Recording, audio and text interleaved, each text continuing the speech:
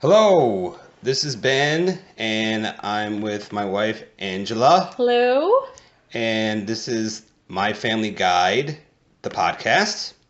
And today's edition is Marriage LLC.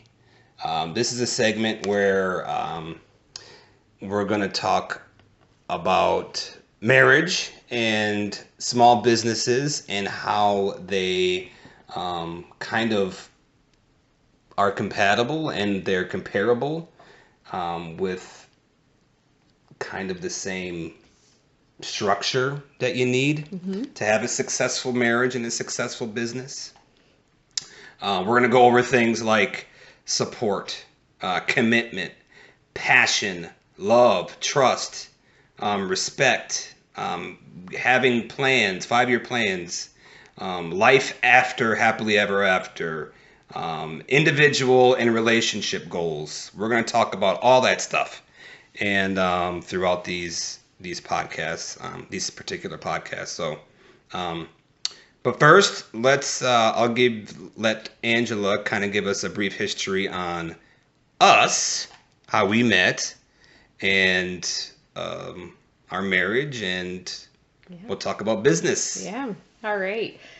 So, Ben and I, let's see, we're year 2017. So we have known each other for 18 years already. And I can't believe it's been that long. 19 years. Is it 19? No. 18. 18 years. 19 years? 19 years. Is it 19 years? Okay. Oh wait, what year is it? 2017, so 2017, 1998. So 19 years? 19 years. Oh my god, okay. So 19 years after whatever, 15 I think it just all blends together. So anyways, See, we know marriage. yeah, we do. We know relationships. Well, it's the fuzzy math. Yeah, right. The fuzzy numbers. So this year we're actually going to be married for 11 years. And so we dated for 8 years before we got married. But we met working together at a resort in Wisconsin. I was a senior in high school, and Ben was already working there, but we did room service together. And I just started my senior year of high school, and we didn't start dating until the spring of my senior year of high school. And then I was off to college in the fall, and I was going across state. I was going to La Crosse, which is, if for those that don't know, it's on the Minnesota-Wisconsin border, and so it's a good 3.5 hour drive. So when we started dating, we were only dating for a few months before I went to school, and we started this long distance relationship. And when I was 18 years old, I felt like, wow, I've never felt like this about anybody before, but it was like, okay, I'm going to school, so we'll see what happens. Is kind of how it all started. And we dated off and on all through those 4 years when I was in school. And was it easy? No. I mean, having a long distance relationship is not, it's not easy, especially when you're, 18 going through 22 at my age, because, I was like, what do I want in life? What am I dealing with? I'm still figuring stuff out. I'm a young adult, and I'm still trying to decide. But when I was 18, before I went to school, I was like, I am so going to be ready to get married when I am 22 years old. We're going to get married. Everything's going to be great. I'm going to work at a hospital. Everything is just, I have it all planned out. Mm-hmm. That's the way, that's how I thought. And then, 4 years go by, I'm 22 years old, and I'm just like, oh no, I am not ready to get married yet.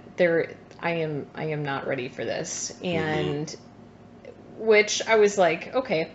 So then I got a job out of school in Missouri. So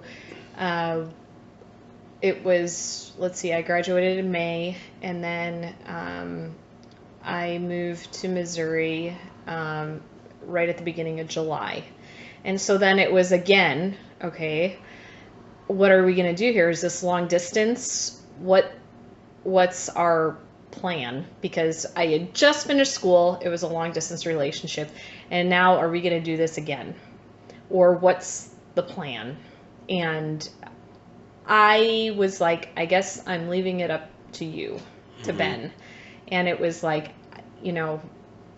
I didn't want to stay in Wisconsin.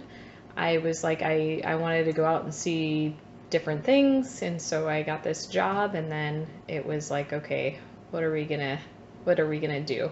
And so you talk about what your thought was at that time. I mean, Yeah, I mean, like Angie said, I didn't, at 21 years old, you don't expect to fall in love. You expect, especially like for a guy, at least for me, I felt 20, I just turned 21. I want to party. I want to go out. I don't want to think about the future. And then all of a sudden I meet Angie, and it's like, man, this is ridiculous. Why should I be feeling this way? And yeah, like she said, she goes to school. We were kind of off and on there when she was in college, and then she went to Missouri, and I was at a retail job, and it was a dead end job. However, I said, you know what? I'm not going to stay in Wisconsin anymore. I am going to move and take a chance down in Missouri. And so I moved down there.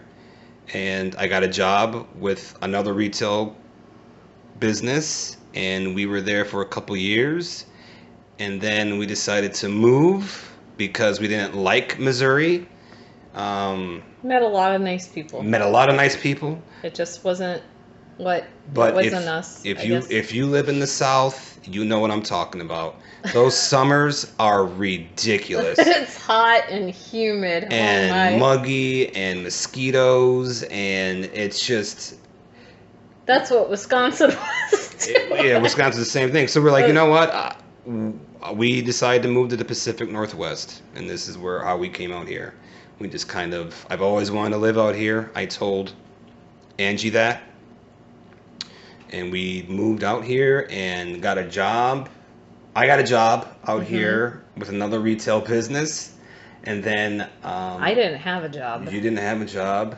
And then I stopped working there. I got a job at a credit union. And then I got a job as a banker. I went from a retail job to a banker job in less than a year. It's crazy. And I never went to college.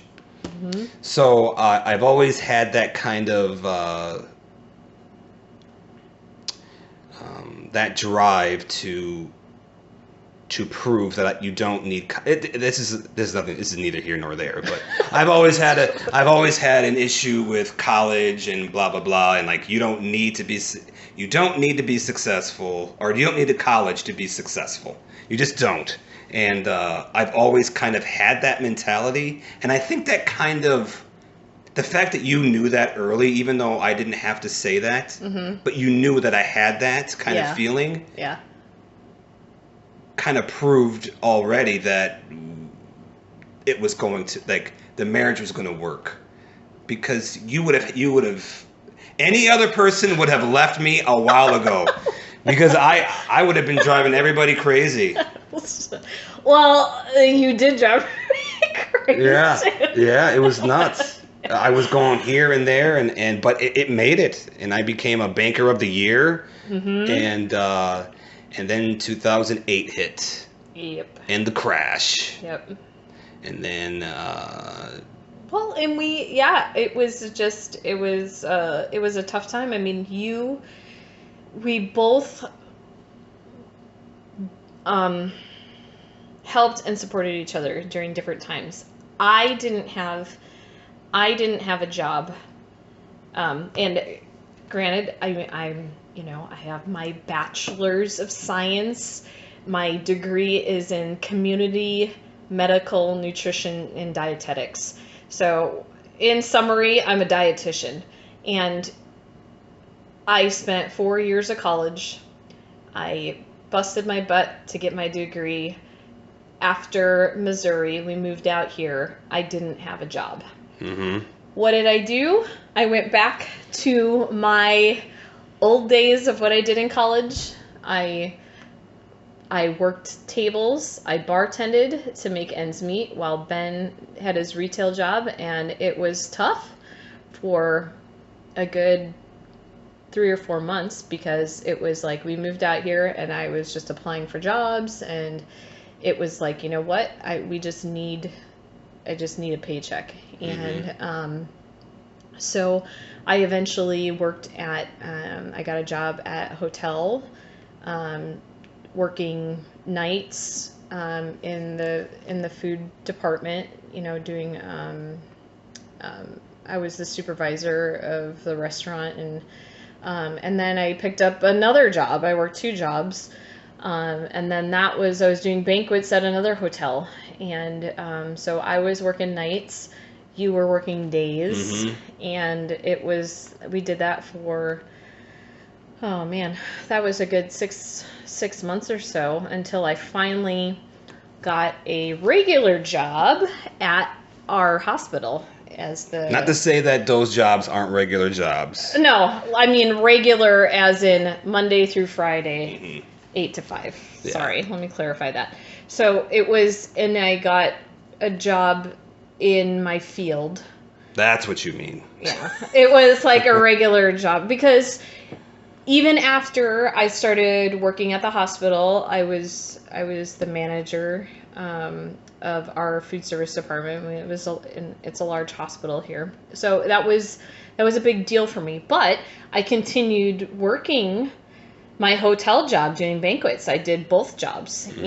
And it wasn't because the pay wasn't great. It was, but we like to travel. And so I worked for a big corporation that has a lot of hotels all over the world. And the discounts were great. And mm-hmm. I didn't want to give that up. So I would work my 8 hours, 9 hours sometimes at the hospital, and then I would go do banquets for another 3 or 4 hours during the awesome. week, and on the weekends. It was awesome for you. Yeah, it was awesome for me. I guess. And then we so we did that, and then we got married. Mm-hmm. Let's see. So we were here, and then I'm trying to think timeline. After we were here, we got married about a year and a half later. So, it was in 2006. Yeah. We got married. Yep. And then 2 years later, we have our daughter, and I lose my job at the bank. she was a week old. And I lost my job. Mm-hmm. 2008, everybody remembers 2008. If you're in the banking industry, you really remember 2008, especially if you did loans.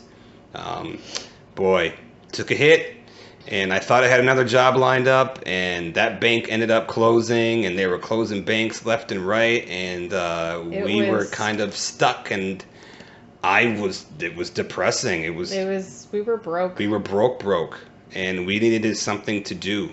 And I'm on maternity leave. And, I mean, luckily, the hospital I worked at, I had short-term disability, I had long-term disability, and I had saved up my vacation for everything And I was so thankful that you were actually home with me, because it was tough for me as a new mom, and a new baby, because I didn't know babies. The first diaper I changed was our daughter's in the hospital. So I was like, women out there are like, what? I know, right? I've changed many before didn't. Nope, I didn't babysit. I mowed lawns. That's what I did when I was growing up. I worked at a bakery. I worked in a factory. I did all these things, but I never babysat. So it was tough for me, and fiscally, yes, it was hard, but emotionally, it was the best thing that Ben was home, because I had a postpartum depression. I didn't know what to do. It was tough, and I was so thankful that Ben was home with me during that maternity leave, because there are some women out there, a lot of women that are, can do that, and I applaud them, because I wasn't built into with our son. I think it was my level of confidence. I wasn't confident with our daughter, and I didn't know what to do. But then we had our son 2 years later, and I felt a lot more confident as a mom in how to handle things. But with her, it was tough. It was tough for me. That was a tough time. And I remember looking and we had our bank account, and we had it online, and there was like 37 cents in there. And we had our payment we bought a house, by the way. We didn't mention that. We had bought a house, and we had our loan payment due, and we had 37 cents in there. And we were like, what? It was scary. And I remember thinking to myself, man, we need to do something. And so we got into, I'm not going to bore people, but we got into real estate. And we decided there was money to be made there, and we can do this. I have enough confidence in my ability to do that.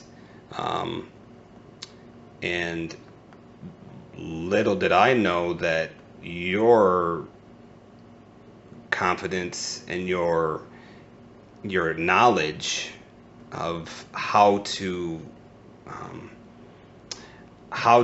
retain information was much better than mine. Taking notes and stuff. Oh, learning. Yeah. And we were just a great team, and it worked out. And we made. I think the most we made. Like, our first deal was like... Oh, I mean, I think we made, the first deal we made, I think we made like $5,000. Yeah, but that was, that was a big deal. It was huge, because it was like, man, this stuff works. We can make money off of real estate. And it took a while. It did. Some of those commercials, they say, my first 30 days, I made $30,000. Yeah. Well, you probably can, I guess, but it's not that easy. Not the norm. Yeah. And then we started doing it, and then we just kept doing it and perfecting our technique, and getting actually into a niche, which is what we're doing now, which is manufactured homes. That was the biggest step. Just figuring out what part of real estate we wanted to work on, and manufactured homes is our area. But it was a big learning process, so then what happened, our daughter was born 2008, and then so Ben worked the business. We just decided, like, hey, you know what, if we're going to do real estate, then I'm going back to work. I had insurance, I had everything, and we lived off of my income for those 2 years. I mean, when we would hit on something with real estate, that helped. It was a bump, yeah. Yeah, but then it was like, all right, I'm done. it was 2010. I was like, I'm done. I know how to do real estate. I have enough knowledge. I'm done. We can make more money with you at home. And we had a conversation. It's like, you know what? We can make more money with you doing this full time with me than with me doing this full time and you being at work. We decided, and it truly became a blessing because it was. We made double. Yeah. The next year because it was like my job was holding me down, and so I just finally I bit the bullet and I said I'm out. I was done, and so I was 30. It was a month before my 31st birthday when I quit, and I just took that leap of faith, and I knew that us combined, we had enough knowledge to make it work, and to make it happen. And and you know what? When you have a child, you realize like that's your incentive. That's the only option. That's the incentive. Failure is not an option. Yeah. The incentive is not making the money. It's supporting your kids and your family. That's the incentive. Yeah. That's what you have to decide. That's what everybody says. You know, when you start a business, is why are you doing this? Yeah. What are you doing this for? Not just to make money, but what's the goal? Why? And our goal was to, at the time, and still is to an extent, but it's for our kids. I mean, we do everything for our kids. I think now it's changing a little bit where we want to do things for the community more, but our kids are still our main reason for doing what we're doing. Not to show them that we can make money, but to show them that you can make money by helping other people. Yep. That's huge. And you don't have to be working 50, 60 hours a week. No, not at all. I mean, you can do it working 5 hours a week. But would I rather work 60 hours a week for myself or for somebody else? Yeah. And, you know, if I had to work 60 hours a week, I'd rather do it for myself. Do I mean, it's not like I sit home all day, watch TV, look at the news. I mean, because it's like I'll be up at 5 a.m. I'm working on stuff till the kids wake up at like till 7 or 8, get them to school, come home, work on more stuff, do family stuff at nighttime. They go back to bed. I work on other work stuff again. But if we want to take some time off, we can. And work stuff comes up, but I can take that time off. I can adjust things around our family. And you know, you're probably listening like, what does this have to do with business? Like, what does it do with the marriage? Well, we're trying to say is like they're both in the same general area. And what I mean by that is in order to be successful in marriage and in business, you have to have all the same things aligned. You have to have the support. You have to have the passion, right? You have to have passion in a marriage. Yeah. You have to have passion in business. If you're not passionate about something, why are you doing it? Yeah. You have to love. You have to actually love your partner, you know, your wife or your husband. You have to love them. You have to love your business. It's the same thing. You have to have trust. You have to trust your partner. You have to trust your wife, your spouse. You have to trust your business. You have to trust that what you're doing is right, because if you don't, it'll fail. And you have to have respect. You got to respect your partner. You got to respect. I have to respect you. You have to respect me. And you have to. Yes. You have to have that, and you have to respect your business. Yeah. The minute you lose any of those, if you lose the commitment, if you lose the support, if you lose the passion, the love, the respect. Any one of those crumbles, it'll all come crumbling down, and we've seen it. Yeah. I've seen it with businesses. I've seen it with marriages, and the sad part is now is that I can tell what businesses are going to fail the same as I can tell with marriages. Yeah. I can just tell. I know. And it's not, I don't think I know better than anybody else. I'm not a millionaire. I don't think we have the perfect, I wouldn't say perfect marriage, No. but we have a great marriage. And I compare us to other people. And that's all I can do. And when I see other marriages and I see other businesses, I'm like, wow, that's not going to work. Or it is Or gonna, it is going gonna to work. Same with marriages. I can tell which ones are going to make it. Yeah. I can just tell. We just, being in real estate, we meet a lot of people from all, I mean, just different genres of people from, I mean,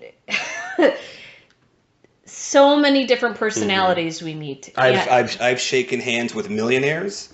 I have shaken hands with people who don't have 2 nickels to their name. I literally, literally. Yeah.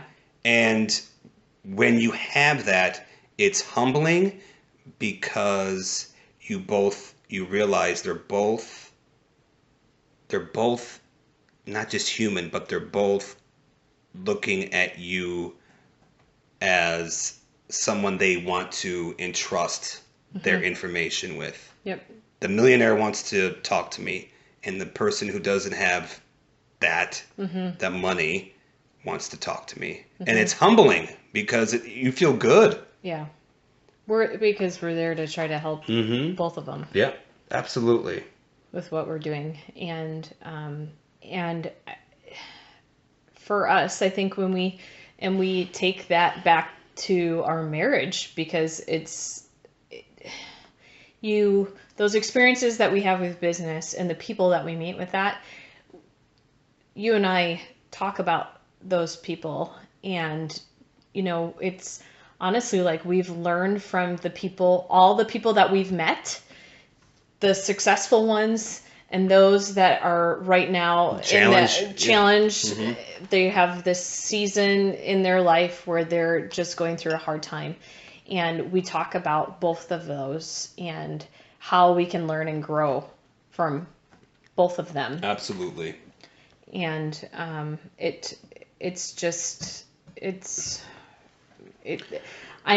thankful that we have each other to be able to do that. Yep.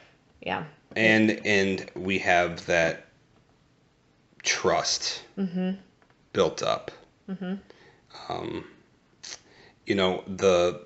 The biggest, I was doing some studying on marriages and businesses, and I might attach this to the podcast so you can take a look at for yourself, but the rates of divorce and the rates that businesses succeed or fail, they're almost identical.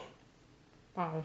I mean, you're talking about 40% now a little over 40% of all marriages fail. About 40% of all businesses fail. Wow. Now, there's different percentages of, there's a huge percentages of businesses that fail the first year. And it goes down a little by little, but it still averages out to be about 40% of all businesses fail. Wow. And the marriages, the first 2 years of marriages, it's huge. They just don't last. After that, of course it goes down, but it's usually always around 40%. And there's a correlation there. There is. Yeah. And that's why we're talking about this, because it's important for people especially who are looking to start up their own business, or who are looking to get married, or to give them a little bit of a insight and some input from us, because we've been there. Yeah, well, we've been doing it. Do we have it down to science? No. We're still learning. Our kids are still growing, and we have one in school, one that's not in school, and it's still having that life work balance, and trying to make sure that we keep everything in check. And we're still growing and learning. And it's every new experience is something good for us. And our children, I think, I'm hoping that they see, why we do our business, because then we can spend more time with them. Mm-hmm. And because when growing up, my parents got divorced when I was young. I was, what was I, third grade? Or no, excuse me, I was younger than that. I was 2 years old when they got divorced, and then we moved when I was in third grade. And so, yeah, same same with for me. you. Yeah, It was, yeah. both of our parents have been divorced and remarried, and I think that's maybe just more of a thing for us. Like, we saw what doesn't work. I agree with that. I think that we knew what not to do. Mm-hmm. You just, when if you're a kid of divorce, you know what not to do, and you know what to do how to make it work. I think most divorces. This is just me as just observing, but the people that I know are divorced, all their parents have been together. Like, they're all together. I know. For years and years and years. I know. And that's the scary part. It's like, so I start thinking about us. Like, I know. So if our marriage works, what happens with our kids? Mm-hmm. Mm-hmm.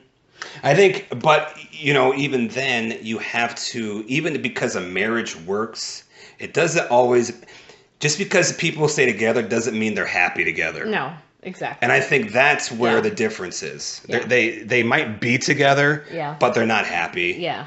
And that's why, just like any other business, marriage must adapt to modern times. Mm-hmm. You have to do different ad campaigns when you're a business owner. You have to do different things. Listen, hey, look, when the kids are moving out of the house and you have the empty nest syndrome, it changes you. Yeah. Well, I know my mom, it did.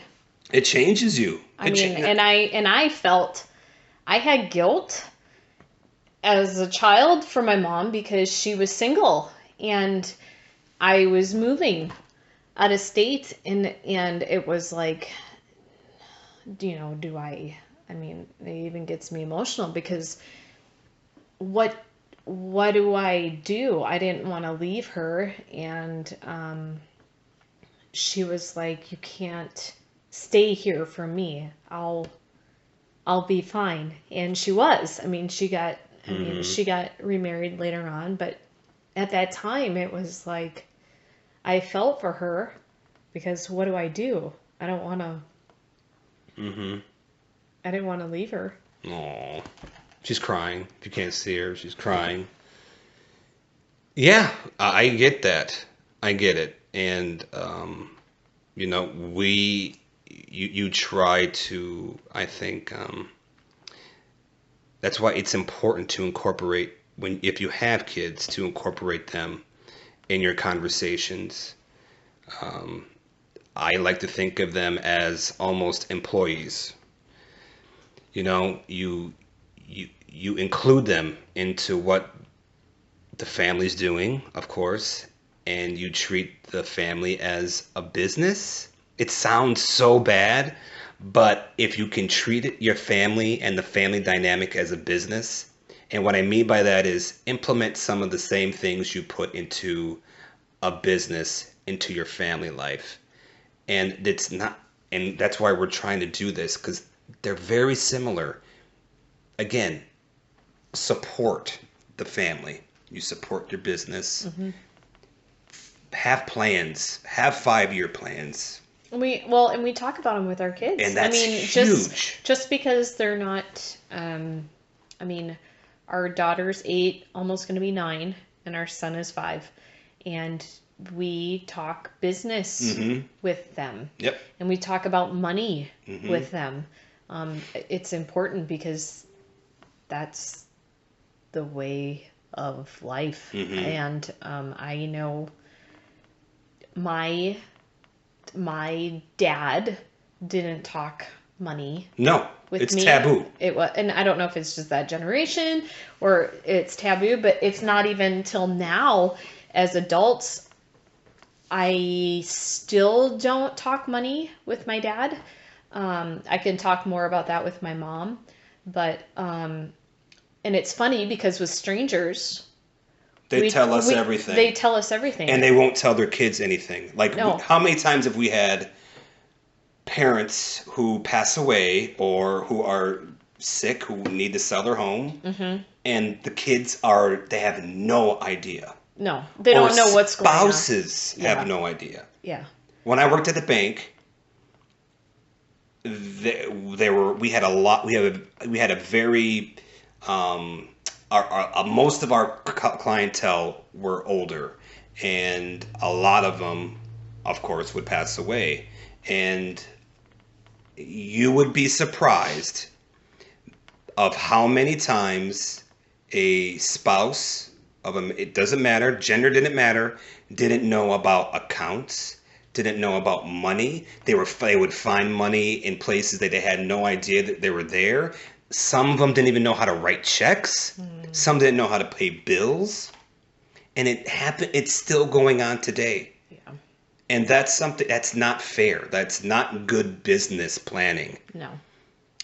And is it romantic? No. But the romance is always going to be there if you fall in love with your business. You're always going to love your business. The minute you fall out of love with a business or your spouse, it's because one of either the support wasn't there, the commitment, the passion, the trust, or the respect. One of them failed. Mm-hmm. Because how do you fall out of love with something you've been in love with so long? Yeah. It's because something else failed, or you lied to yourself, you didn't love the person to begin with. It's one of those two reasons. Yes. That's the only thing. Either one of those other things failed, or you never loved the person to begin with. Yeah. You were in lust with them. Yeah, lust. Yeah. Well, Or liked the idea. And then, well, that's what if he cheated or what if she cheated? Well, if that happened, that means that they've broken the trust, which is going to implode. Yeah. Yes, Yeah. I have it covered. You cannot come to me with anything that I can't point to on this list, whether it's business or marriage, that you could come to me and say, well, it failed because of this. Unless somebody passed away, okay? Yeah. Well, then, Yeah, obviously. Obviously. But Yeah. if I've heard people say, well, they weren't living up to their end of the marriage. They never had a job, or they were always this. They were never there for the kids. Well, that goes under support. Mm-hmm. Yeah. Yeah. Yeah. So, yeah. They all of those topics that you mentioned all go hand in hand, and we're going to talk about each and every one of them individually.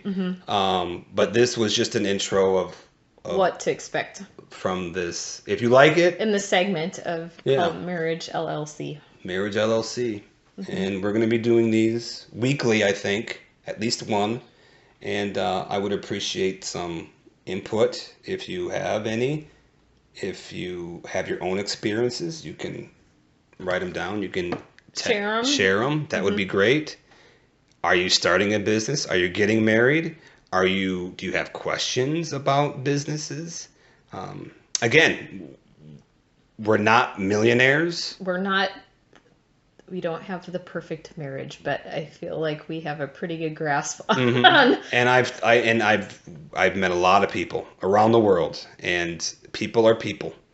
And this is one thing that I think is universally true. Yeah. When it comes to marriage and business. So. Yeah. There we go. We're bridging the gap. It seems weird, but we're going to do it somehow. Well, anyways. Excellent. Thank you for listening with us today. We're going to have some more of these segments coming up soon. Thanks. And don't forget to visit myfamilyguide.com. Bye-bye, y'all. Bye.